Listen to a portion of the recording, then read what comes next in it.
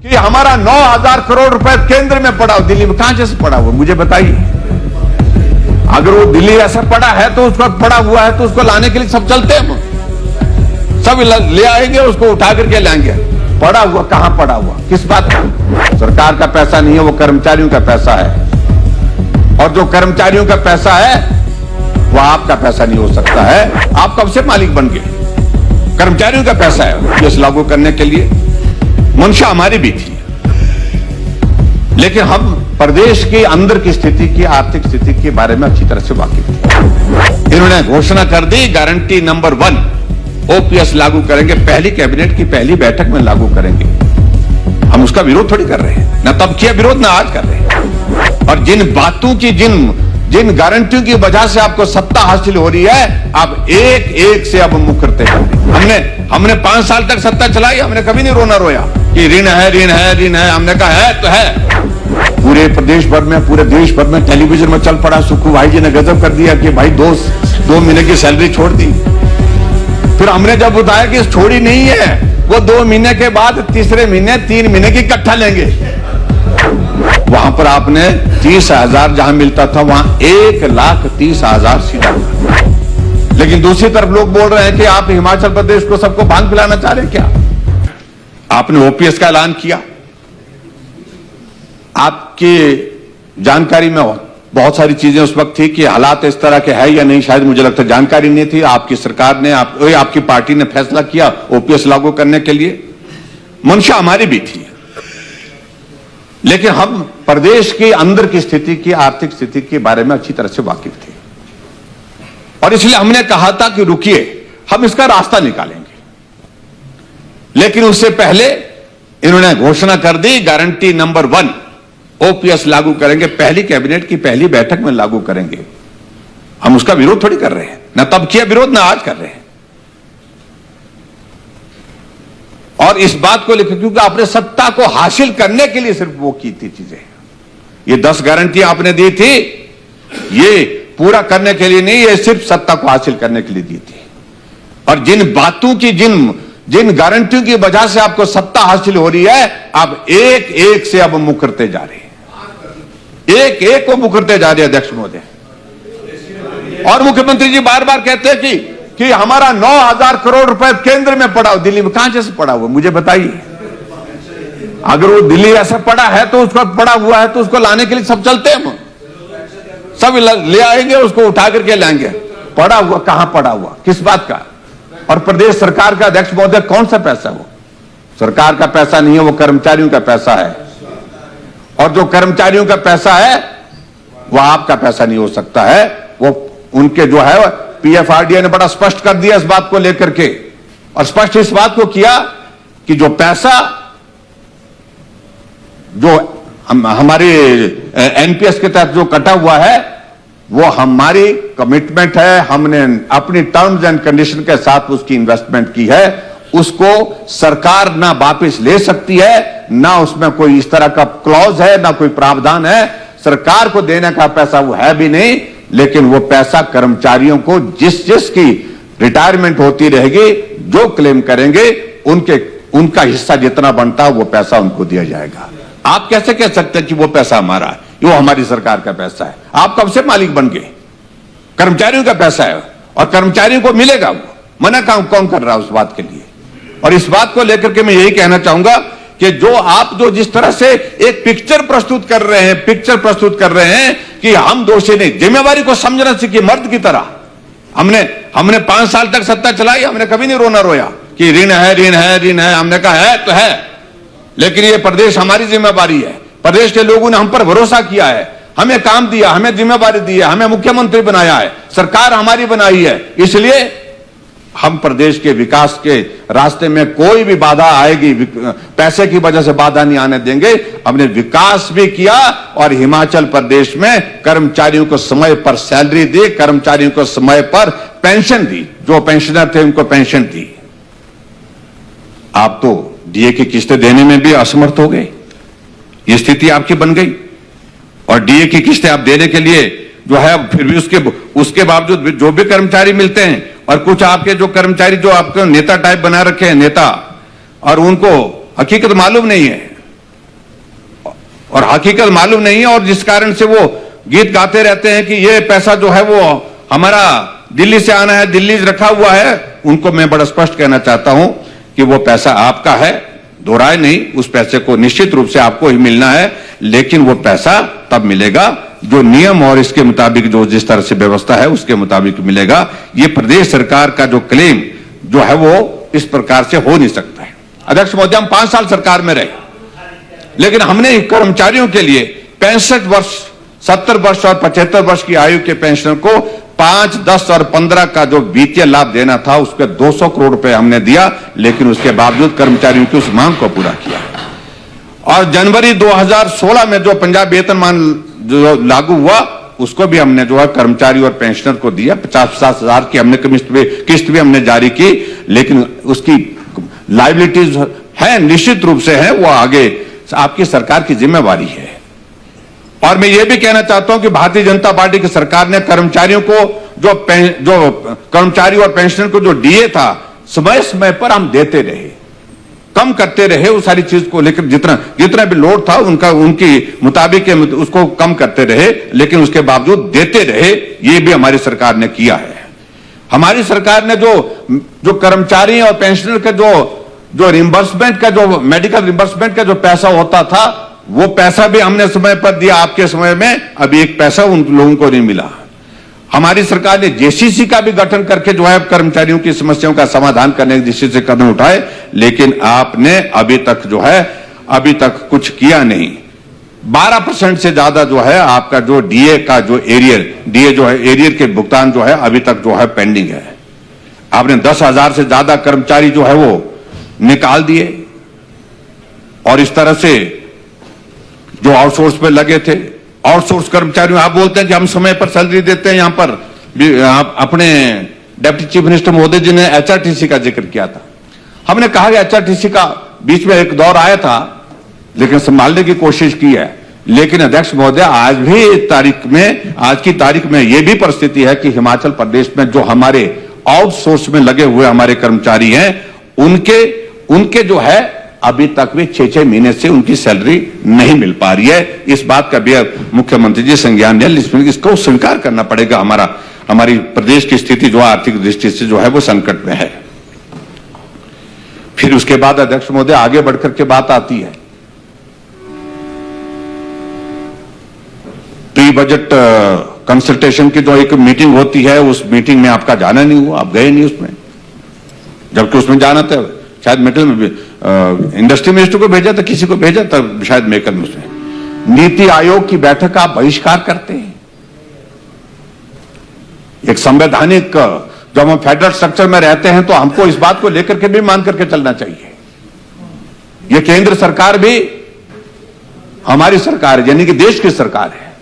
उस सिस्टम में हमको स्वीकार करके चलना पड़ेगा कि हमको जो इस प्रकार के महत्वपूर्ण बैठकें होती, उन बैठकों में मुख्यमंत्री का, हम यानी कि प्रदेश का प्रतिनिधित्व भी वहां पर नहीं हो, आपकी बात का मतलब प्रदेश का हित रखने वाला कोई आदमी नहीं वहां पर पहुंचे, तो मुझे लगता है कि बहुत बड़ा जो है एक बहुत बड़ी कमी है। कमी क्या, बहुत बड़ा गलत काम हुआ है जो वर्तमान सरकार के दौरान हुआ है।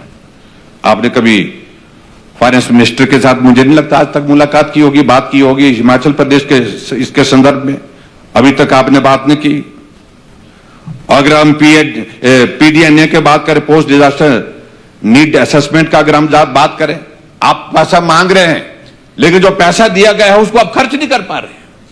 142 करोड़ रुपए आप जो है वो खर्च नहीं कर पाए, और उसका परिणाम क्या होगा, उसका फर्क यह पड़ेगा, उसका असर यह होगा कि अगली बार की जो आपके जो इंस्टॉलमेंट जो इसकी आएगी, उस पे उसका फर्क पड़ता है, उसमें कमी होगी।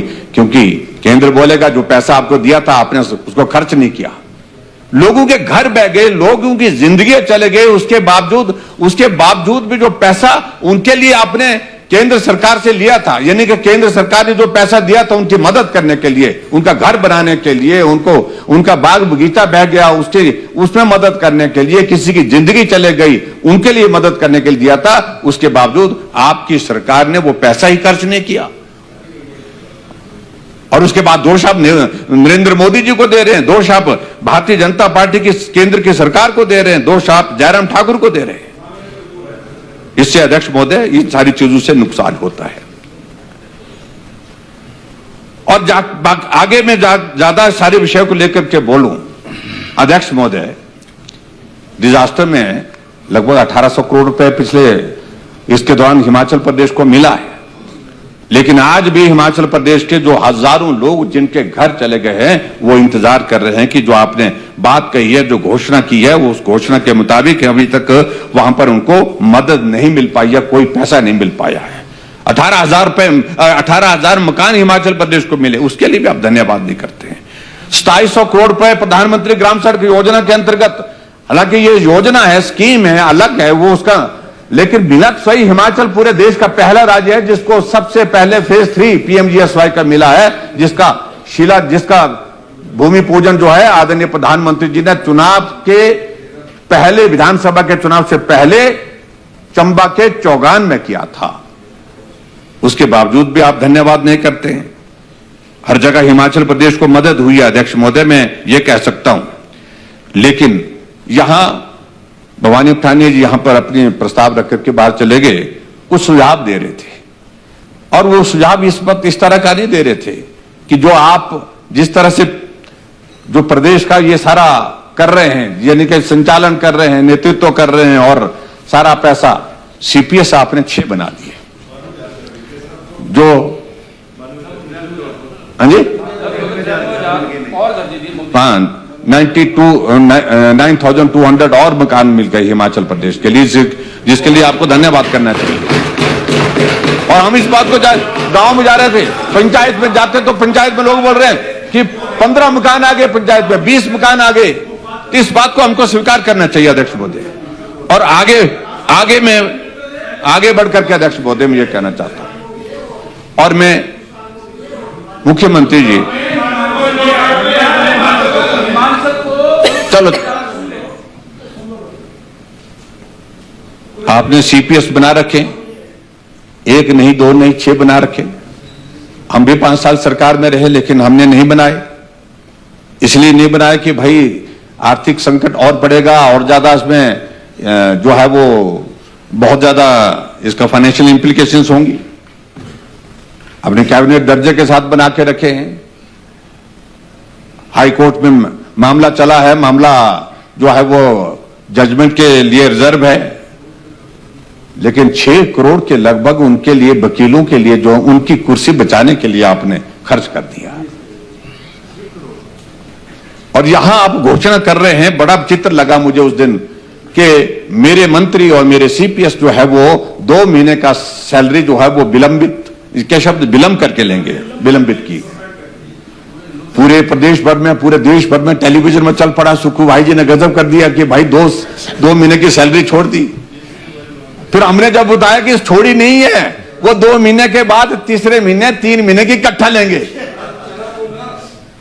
ये सारी चीजें नहीं करनी चाहिए आपको ना, कुछ चीजों को लेकर के वो आदत पड़ी, कोई खबर बने, अच्छी खबर बने, बड़ी खबर बने, और ऐसी चीजों को मुझे लगता है कि नहीं करना चाहिए। और अध्यक्ष महोदय, आगे बढ़कर के आपने चेयरमैन बना दिया, सब कैबिनेट रैंक के साथ होता है यहां पर, सब कैबिनेट रैंक, ओएसडी, आपके एडवाइजर्स विद कैबिनेट रैंक। सारे लोग बोल रहे हैं प्रदेश की, अगर शुरुआत करनी है तो अपने से शुरुआत करनी चाहिए। ये सीपीएस जो बनाए हैं, ये चेयरमैन बनाए हैं, इससे थोड़ा खर्चा कम हो जाता है। और अभी आपने चेयरमैनों के लिए, पहले तो हमारे सरकार के समय अध्यक्ष महोदय, चेयरमैन वाइस चेयरमैन को कितना मिलता था? 30,000 मिलता था महीने का। आपने वहां बहुत बड़ी कृपा की है, वहां पर आपने 30,000 जहां मिलता था वहां 1,30,000 सीधा बढ़ा दिया। इतना बड़ा पैसा आपने बढ़ा दिया, तो कहां से ये आर्थिक संकट से आप बाहर आ पाएंगे? और फिर कहा कि हम हिमाचल प्रदेश में वाटर सेस लगाएंगे। हमें भी लगा कि यार बहुत अच्छा सोच रहे होंगे, कि अच्छा सोच रहे हैं, बुरा नहीं बोलना चाहिए। हमने कहा आप लगाइए, हम इसका विरोध नहीं कर रहे। हमें लगा कि ये जो ख्याली पुलाव है ये जमीनी हकीकत नहीं है, ये हो नहीं पाएगा, और चले गए घोषणा करके। लेकिन अब कोर्ट में वो मामला अटका पड़ा हुआ है, फैसला उसमें आपके अगेंस्ट आ गया। अब उसके लिए भी हमको दोषी ठहराएं। आप अब भांग की खेती का जिक्र कर रहे हैं। हमने कहा हम इसका विरोध नहीं करेंगे, क्योंकि हमारे समय में भी इस तरह का प्रस्ताव इस माननीय सदन में आता रहा है और प्रदेश की आर्थिकी इससे सुधर जाएगी। लेकिन दूसरी तरफ लोग बोल रहे हैं कि आप हिमाचल प्रदेश को सबको भांग पिलाना चाह रहे हैं क्या? आपने कहा कि कंट्रोल्ड एटमॉस्फेयर में हम भांग की खेती से प्रदेश की आर्थिकी को मजबूत करना चाह रहे हैं। हमने कहा इससे भी होता तो वो भी कर लीजिए भाई, लेकिन चिंता का विषय बना अध्यक्ष महोदय हमारे लिए कि आखिरकार इस सारी चीज से जो ड्रग्स का प्रचलन पूरे देश, पूरे प्रदेश भर में, पूरे देश दुनिया में चला है, हिमाचल भी अछूता नहीं है, उसमें क्या हम इस सारी चीज को रोक पाएंगे? यह भी एक चिंता का विषय बना हुआ है। इसलिए इन बातों पर भी विचार करने की आवश्यकता है। सीमेंट का रेट आपके जो है, हमारे विपक्ष के नेता यहीं से बोलते थे जहां मैं आज हूं खड़ा, और कहा कि पीली वक्त है, हिमाचल में सीमेंट की फैक्ट्री लगी है, इंडस्ट्री हिमाचल में लगी है, हिमाचल में सीमेंट जो है वो महंगा, पंजाब में सस्ता, हरियाणा में सस्ता। आज तो आपकी सरकार है भाईजान, ये सरकार क्या कर रही है? जितना हमारा 5 साल में सीमेंट की कीमत नहीं बढ़ी, उतनी 1 साल में बढ़ गई। 100 रुपए प्रति बैग से ज्यादा सीमेंट की कीमत बढ़ गई। 40 रुपए की इंक्रीज 1 महीने के अंदर हो गई। और इस सारी चीज का इससे क्या हो रहा है? इसमें किसका दोषी? देखिए अब ये देखिए, आप जब सरकार में नहीं थे तब बोलते थे कि जयराम दोषी है, और अब जो है वो जो इंडस्ट्री जिनके नाम है उनको दोषी ठहरा रहे हैं। आप बोलते थे कि सरकार कंट्रोल नहीं करना चाहती है, गरीब आदमी का घर बनना मुश्किल हो गया, तो आज क्या बोल रहे हैं आप? आज आप किस प्रकार से इस दौर से सारी चीजों को निकलेंगे? अध्यक्ष महोदय, पूरे प्रदेश में हमारी चिंता यह है, विकास कार्य पूरी तरह से ठप पड़े हुए हैं। बेरोजगारों को जो वादा आपने करके रखा है कि 5 लाख नौकरियां 5 साल में देंगे और 1 लाख नौकरियां 1 साल में देंगे, साल 2 बीतने जा रहे हैं और उसके बावजूद भी आपका सबऑर्डिनेट सिलेक्शन कमीशन हमीरपुर जो है अभी तक अपनी पांव पर खड़ा नहीं हो पाया है। उसको आपने बंद कर दिया था, उसके बाद दोबारा से आपने शुरू करने की बात तो कही है, लेकिन काम नहीं हो पाया है। लाखों बेरोजगार हिमाचल प्रदेश के नौकरी से महरूम हो गया कि उनकी नौकरी पाने की उम्र ही पार कर गई। ये सारी चीजों को लेकर के आपको जवाब देना होगा। इसलिए मैं अध्यक्ष महोदय माननीय मुख्यमंत्री जी से इस बात के लिए जरूर कहना चाहूंगा कि एक बात को लेकर के आप स्पष्ट करिए कि संकट है, आओ संकट का समाधान करने के लिए कुछ बातें करते हैं, समझ में आती है। लेकिन ये बार बार इस बात के लिए कि इसके लिए दोषी जयराम, इसके लिए दोषी नरेंद्र मोदी, इस संकट के लिए दोषी भारतीय जनता पार्टी, ये कहना बंद कर दें।